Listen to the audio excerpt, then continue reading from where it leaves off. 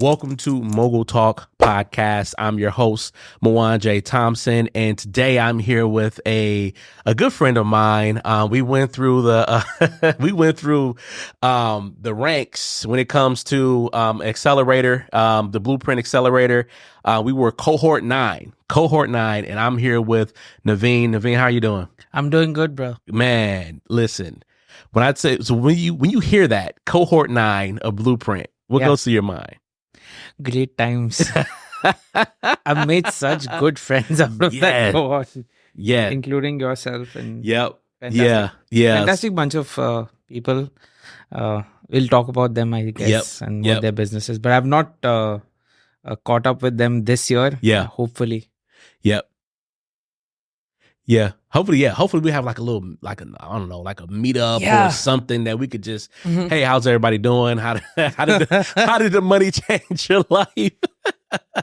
All that good stuff, man. So I know we're jumping the gun a little bit, but Naveen, I want to just I want the people to know more about you. Okay. So my first question is, you're the founder of StayThanks. I want them to definitely know that. But also just to understand, how did you get into this journey of entrepreneurship, which it's talked about a lot now, but back then it was kind of like go to school, get a good job, start a family, live your life and die. Now it's like, nope, be an entrepreneur, right? Possibly start a family, or if you already have a family, struggle to balance all these different things, and then hopefully eventually retire and live your life and then die. So talk about your journey and StayThanks, the hustle culture. So talk about your journey and StayThanks and all that good stuff. Yeah, man. First of all, thank you so much for having me here. It's such an honor and such a pleasure to just be spending time with you, bro. Yeah, man. I said thank you for saying yes. Thank you. Look, the question that you asked is like multifold. Yes. So let me answer a few things. I think it's a little bit overrated. Yeah. Entrepreneurship. Yeah. Chasing the title of founder, because all of a sudden you get a LLC or a C Corp. Yep.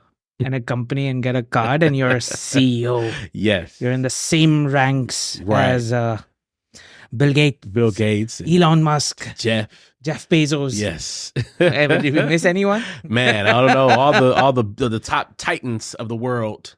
Yeah. Oh, Mark Zuckerberg. Can't forget about Mark. Yes. Don't mess with Zuck. Yes. No, so I think I must be honest. I did start with those ambitions. Yeah. And the lure of money. And not just money, but like financial, just independence of doing something. I think that was definitely the motivator. Yeah. But slowly kind of, I was in that trap for a while because I saw all these heroes of mine be out there and getting all the attention and doing all the things. So initially it was definitely that. As I used to watch Shark Tank and Dragon's Den. Yes. That's the UK version. Yeah, I saw that. That's what I got into college watching. But now it's changed quite a lot because now it's more of what is the problem that we're trying to solve? Yeah. And does it make sense? Yeah. And all of those inhibitions and perhaps blue-eyed or pink at what I don't know what the phrase is, but those things have gone out. So so that's one part I got. The second part is like with StayThanks. Yeah. It initially I started with the name Citrus Innovations. Citrus Innovations. No clue why I chose that. I think I used to say I like oranges. Yeah. And I like to innovate. Citrus Innovations. That's funny. Yeah. I mean, it's still the company's name. The parent. Okay. Yeah, it's still that. But I don't know why. That's hilarious. That's such a big learning. Yeah. In terms of branding. Yeah. How you name things. I'm still learning. Yeah. Yeah, that. It's so much fun. Huh? It's so much fun. You're like, how did I get here? Yeah. They got to try to explain to an investor like what this means. And they're like, just name it this. Instead of saying the Facebook, just call it Facebook. Exactly. Yeah. That, but more so, as I said, like the first thing was let's do something which is cool. Yep. But then later it turns into like, what problem? So I did see a problem around me, which was small local destination businesses. That's a mouthful, but simple terminology like bars, restaurants, stuff. Mom and pop shops did not have a big marketing budget. Yeah. Right. They don't have $20,000 extra to just spare. Yeah. Let's get some marketing. So the problem was like, how can we bring marketing services at an affordable cost, less than the cost of lunch? And to come to this distillation, it took a long road. Right. Yeah. There were a lot of friends, I'll keep the names out, but who had fantastic restaurants and bars on Brady and East Side. This is all Milwaukee context. Yep. People are watching from outside. Imagine your favorite street and your friends having amazing places there, and then it just went out of business. Yeah. One of my friends lost their house. Oh my goodness. Their 401k, which is their retirement saving. Yeah. In a way. So that kind of started of how can we build in the genesis of StayThanks, which is a simple rewards app that gives you a specific CTA or to action to just go to these cool spots that nobody really knows about. So we said 15 to 30 minutes. No, it's all good.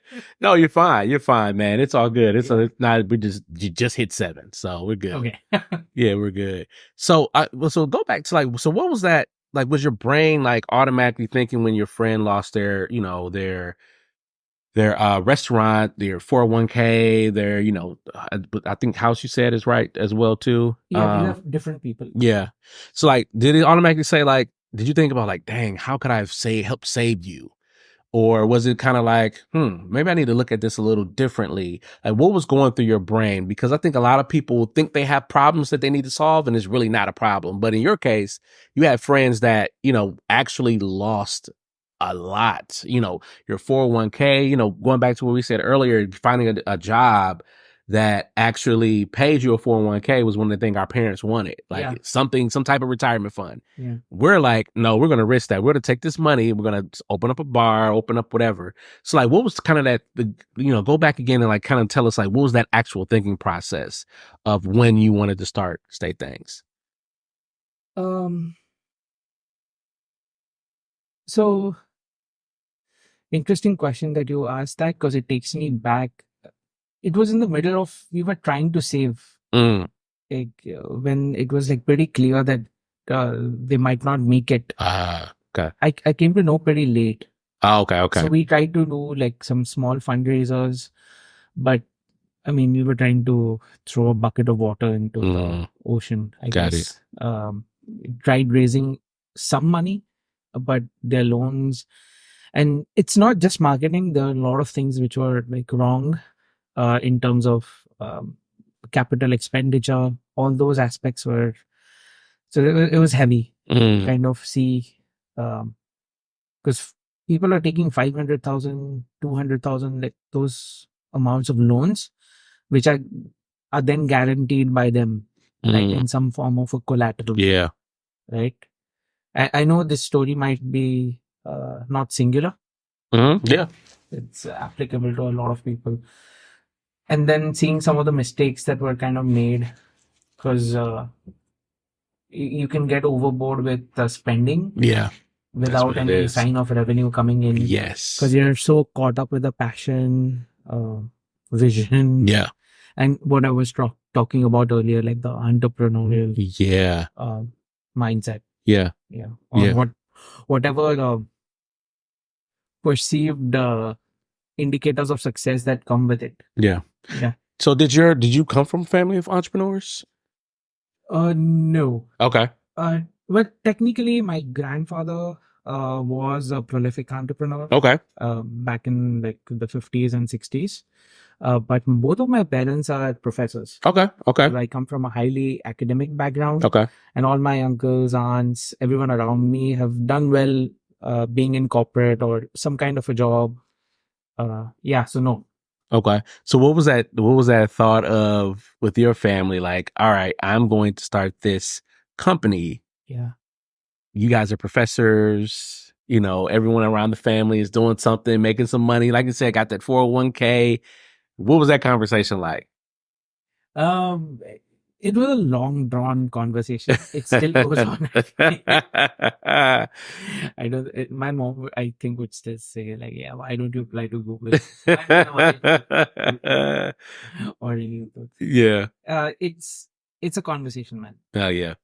And one has to understand, and this is coming, I think, from a cultural aspect also. But your parents want good. Yeah. What's good for you. Yeah. No parent, I think, goes and tells anything to their kid to not fulfill their dreams. Is just to be safeguarding. Yeah. Yeah. So, yeah, as long as they know that I have a good head on my shoulders to at least not be so stupid. Yeah. But yeah, they tried. Yeah. So and this is probably a common question, but I definitely want people to understand that entrepreneurship, once again, is not just this straight and narrow path. You got so many different things that you got to think about. I think I saw a quote the other day, like, once you become an entrepreneur, you become your own bookkeeper, you become your own, because you have to know everything. Yeah. Even though you can't specialize in everything, you need to know what your accountant is doing, because they might be taking money from you behind your back. Mm-hmm. You need to know your HR. Right. If you're going to hire some people, are you paying them on time? Are you giving them benefits? Are you, paying your taxes? Are you, so many different things. So what has been some of the challenges for you when it comes to your business, StayThanks? All of them. All of them. Yeah. All of the above. That's it. It's like a balancing act. It's like you're a juggler. You got all these pins at your balls you're trying to juggle, right? Or citruses, whatever you want to call them, that you're trying to juggle for different type of fruits. And you're just trying to just keep them afloat. And maybe you might drop marketing, and but you might be strong in revenue, right? But somehow, some way, I don't know how you be strong without marketing, but this is like that balancing act. But is there anything in singular that you could just pinpoint and say, you know what, this has definitely been a struggle for me? A lot of things. Yeah. But specifically, I would say the first challenge was, again, breaking that mindset. Yes. Just because you've become an entrepreneur or something. One of my close friends, his name is Arindam. He pointed out to me, like, I was introducing myself as I'm an entrepreneur, as if, I've done something, become something, which was really good. Yeah. And you should have such kind of good friends around you. Yeah. So yes, I think switching away from that, because you just feel like you're doing something because you have a card and and a website. Yep. There you go. And the LLC. Company LLC. And some title. So that was definitely challenge number one, to get out of that haze and just fooling myself. Because sometimes you can't see the reality because you're so close to it. Even right now, I'm aware I might not be able to see certain things. Yeah. That's where, like, good friends, mentors, advisors who can speak the truth to you. Yeah. Without diminishing you, comes in handy. So I would highly say that's one. Then the other one, which I think I mentioned earlier on, is just simple things like branding. Yeah. You would be surprised, Mwanje, how simple things can be, like, difficult. Yeah.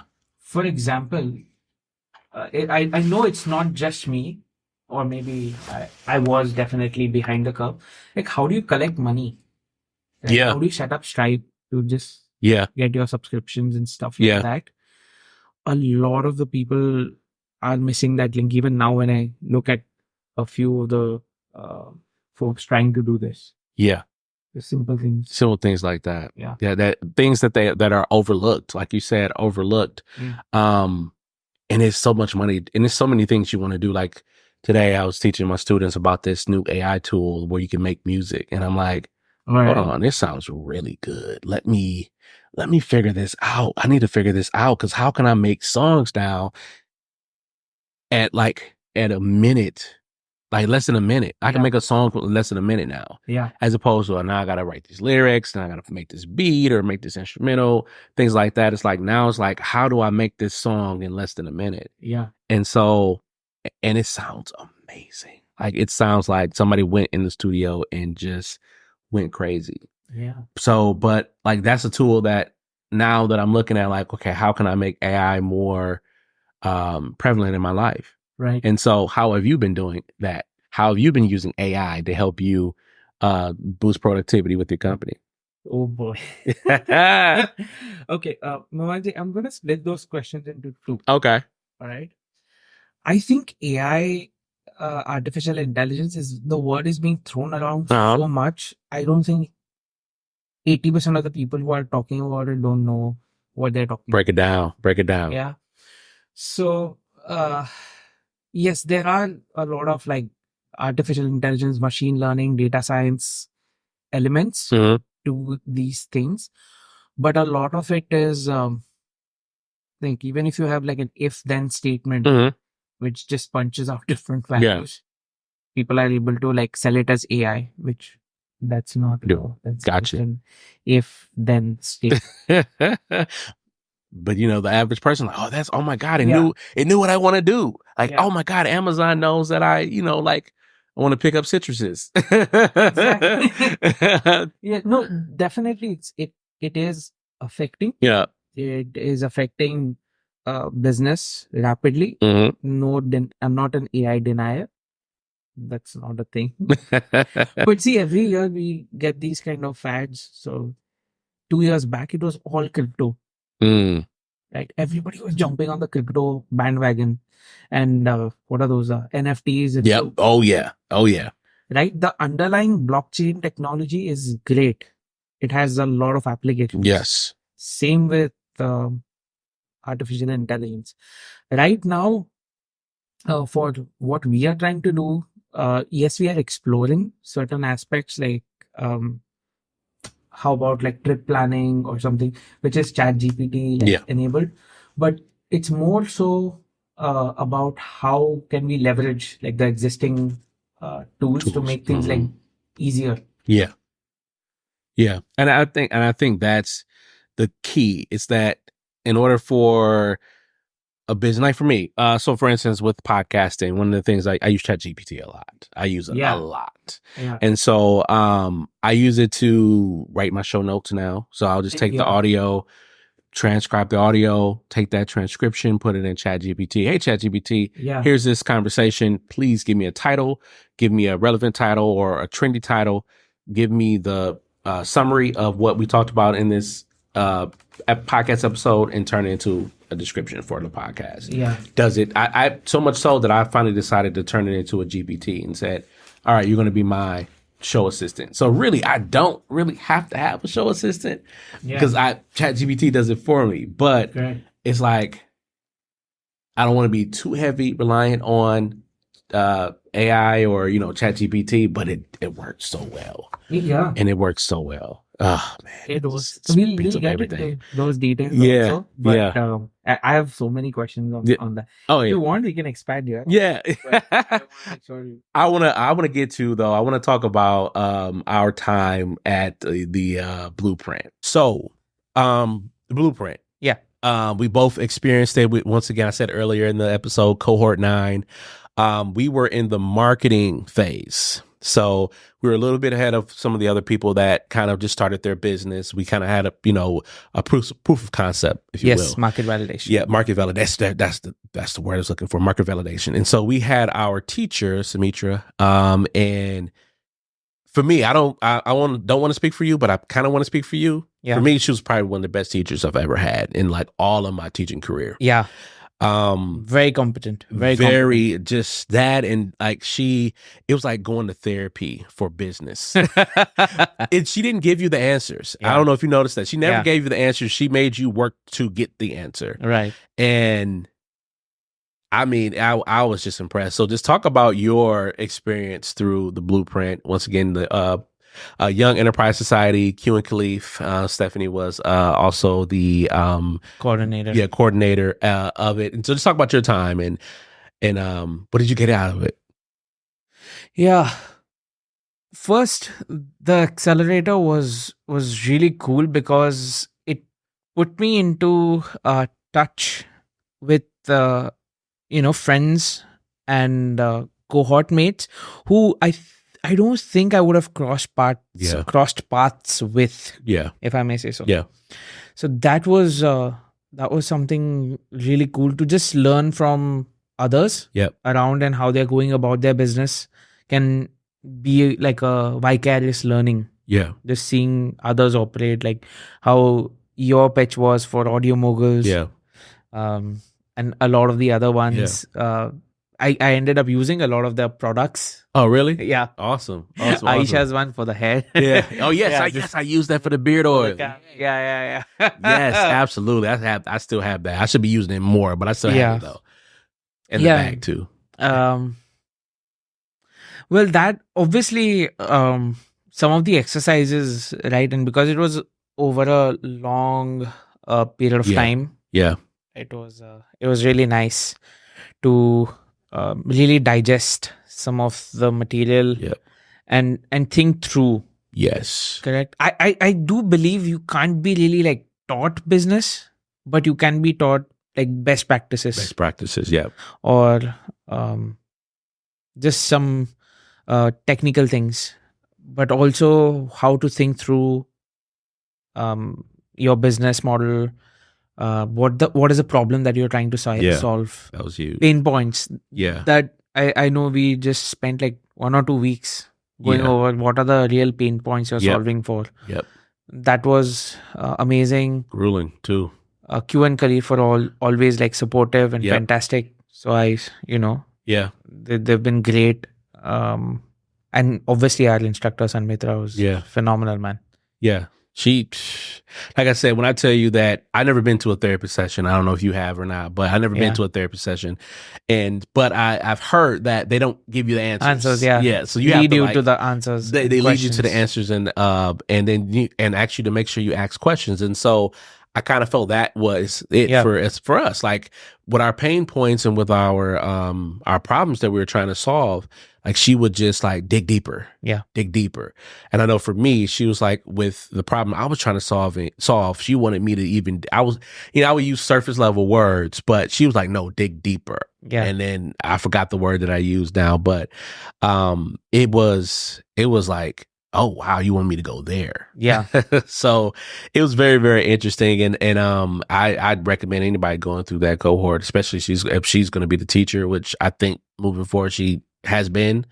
Yeah, and the money was great as well too. No, absolutely, and I'm glad that you kind of bring it up because I know there's going to be a lot of listeners to this who would be wondering like how do you get a start? Yeah. Correct. So definitely that cohort. There are plenty of resources here in Wisconsin and in the United States, now globally too. I would like to mention a couple of them. Yeah, go ahead, please. Yeah, which were really helpful. And anyone who's watching, if somebody is asking you to pay like $900 or $1,500 or $10,000 or something for a course, don't do it. Don't do it. Don't do it. Please don't. Yeah, there's no walking around it. Yeah. Number one is Y Combinator's like startup school. Okay. Great. They just have the whole video series, just like lectures. Okay. Free of cost. Oh wow, nice. Like nothing. Nice. It's just there. Just there. some of the lectures were like so good that people have not even watched. It's not even in the millions of views. It's like a couple of 100,000. Really? Yeah, or thousands. So definitely should look at that. That's one. Here more locally also, I mean, Young E Society's portal also is great. Definitely apply for that. 4M Tech Hub, they do a fantastic job like with their 4M awards. Mm-hmm. That's like 10K and they do give out like pretty regularly. So that's MK Tech Hub does a great job. Mm-hmm. Uh, Generator is one other amazing resource. Fantastic. They have the G Beta, G Alpha, and G Beta program that are free. Yeah. Free accelerators, and I think it kind of funnels into like their bigger program, Okay. which is like 100K that you get for some. But there's an equity exchange, just like how Y Combinator does. These are like fabulous programs. And then Milky Way Tech Hub. Milky Way Tech Hub. Yep. With Nadia Johnson. That's the one I'm in. So those are definitely, we should link those. Oh yeah, for sure. They will be in the show notes. All of those like links. Some of them are new, so I don't know if ChatGPT are like okay. The links at least. Gotcha.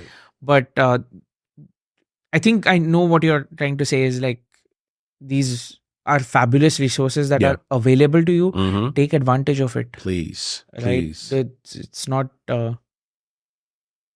first, like, even if you don't get into this. So that's another thing I wanted to ask you actually. This must not have been your first time, or was it your first time? Accelerator? Yeah. It's my very first accelerator. Oh no, I mean like first accelerator, but was it your first time applying? Yes. Okay, wonderful. So amazing, congratulations. Yep. I was actually not the first timer. Oh really? Okay. Yeah. So if you don't mind, I just wanted to put it out there. Yeah. While we are on this topic. Yeah. So for G Beta, I think I applied 5 times. Oh really? And Okay. I got it on the 6th. Okay. Market validation, I applied, I think 4. Okay. 4 times and got it on the 5th. Okay. Now I've lost track. Yeah. Lightship Bootcamp, that's another one, another resource. That also I applied like 6 times and got in on the 7th. The guy actually told me, like, when he looked at Wisconsin, your name was just like, does he keep popping up here? That's a tenacity though. yeah. Tenacity or just being bad, but some of my I've gotten better by just doing. Yeah, you got to. Right, and still getting. Yeah. So yeah. If you don't get a lot of them, like, apply, and if they don't get it, then it's just the death. But it's a start point for feedback. Yeah. When speaking of tenacity, like grant writing and getting grants, I know a lot of people want to avoid getting loans and things like that. Yeah. Grants are hard because you have to continuously write them out. They're going to ask you the same question over and over again. And sometimes I have just a template, like, okay, I know this question is going to pop up. Let me just copy and paste. But even then, though, sometimes when I don't get the grant opportunity, you get that email like, oh, we're sorry to hear this, but maybe next time, or keep trying and things like that. It's like, okay, what did I say that possibly could not, have them not chose me? Like, for instance, the JLH grant. Like, I've been trying to get that for the longest. JLH? JLH, Drew Holiday's grant. So he does, he does it every year. Okay. And I think he gives you like 17,000 or something like that, and then help you fundraise the rest. Okay, so cool. another up to like 17,000 or something like that. Right. And so, but it's not even just getting the money; it's just being a part of that whole organization, right? Yeah. Of just entrepreneurs from different places. Like every place that he played basketball, that's where he allows the entrances to happen. And so I tried this, this would be like my 4th year trying it. So we'll see. And you can either sign up as a as a for-profit or nonprofit. Okay. And so, but it's just like you said, back to that, I'm going to keep trying until I get that, because I think it's a really great program. Yeah. And it's so many great resources and tools that I know that I can get out of it. But you got to keep crying. You got to keep trying. Keep trying. And crying too. See, I'm like, oh my gosh, like again? Yeah. The amount of rejection I've got, like, for example, I can say, like, even the Summerfest pitch competition, I've applied so many times. But it's okay. You'll win some, you'll lose some, you'll not get, and it's very easy to get dejected and start putting the blame on someone else. Yep. But I mean, the places where I've got selected, I cannot be like, what's the word? There's a cool word, selective outrage. Selective outrage. Yes. Chris Rock. Yes. Selective outrage. You're right about that. You're absolutely right about that. Because it's not, I mean, it just might not be your time. It's just, that's really what it is. It's not your time. It's really not your time. Yeah. I feel like last year was a great year for me because like a lot of the things that I wasn't expecting started to happen. Like these different competitions. I was in Black Ambition while doing the Which Blueprint. one? It was called, actually, the sticker right here, the Black Ambition thing with Pharrell. Like I was doing that while I was doing the Blueprint. Right. And so I was like, oh man, but that was like $1 million on the line. But I didn't get it. Yeah, I didn't get it, which is fine. But I got to meet some really dope people that I think we still meet on Wednesdays. Unfortunately, I can't meet on Wednesdays. I have class. But it's like you meet so many great people that you just never know what you're gonna do. No, exactly. So, you're so right because see, I mean, we met because of and this is happening. A friendship and like, collaboration is happening. Absolutely. So you never know what comes out of it. But yeah, there's balance to all of it. You need to know when to stop also and be deluded. Yeah. Well, when you have a team, which that's a whole nother podcast episode. If you have a team, you can have somebody else write those things for you. But before we get done here, I do want to know what is something that you can leave the people with when it comes to entrepreneurship, something that you've learned, just maybe a story that you maybe have for the people that could be inspiring. What is something that you can leave for the people? Oh, leave? Yeah, leave, like a gem you could drop. Ooh, gem. I'd give just a context and some learnings from my experience. Yeah. Is one, take yourself out of the mindset that you need like a ton of capital to do something. That's true. Ideally, you'll be able to start a business with no money down. Yep. And get money in advance from someone in exchange of some service, which is also a business. Yep. In a way. Yep. So that's one. I take that from Mark Cuban. He has a nice book. So please read that. I forget the name of it, but this is kind of taken from him. And I found a lot of value in this one. Second is, instead of doing your pitch decks and logos and company name and LLCs and all of that stuff, see if you can find 3 people who have the problem that you're trying to solve and are ready to pay for it. Yeah. Just find the 3.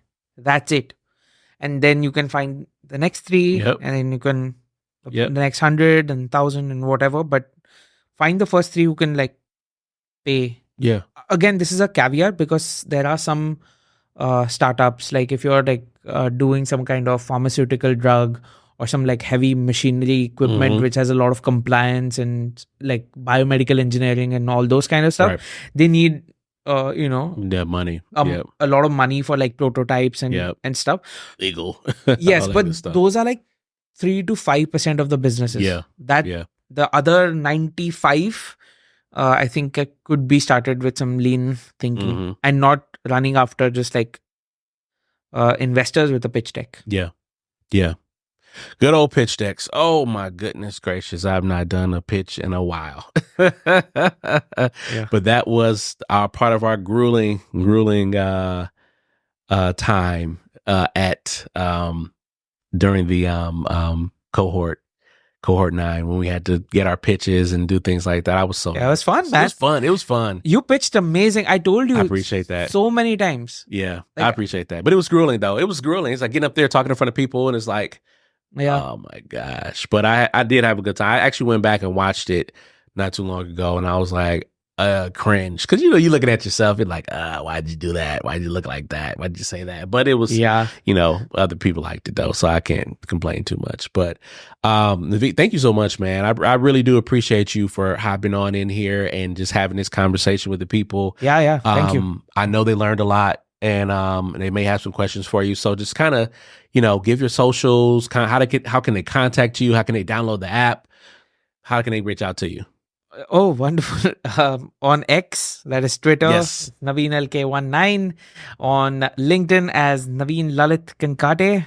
And please, if you're in Milwaukee, check out the StayThanks app at www.staythanks.com/love MKE. That is love with a LUV. Yes. Yeah. Love it. Are you still doing the promotion?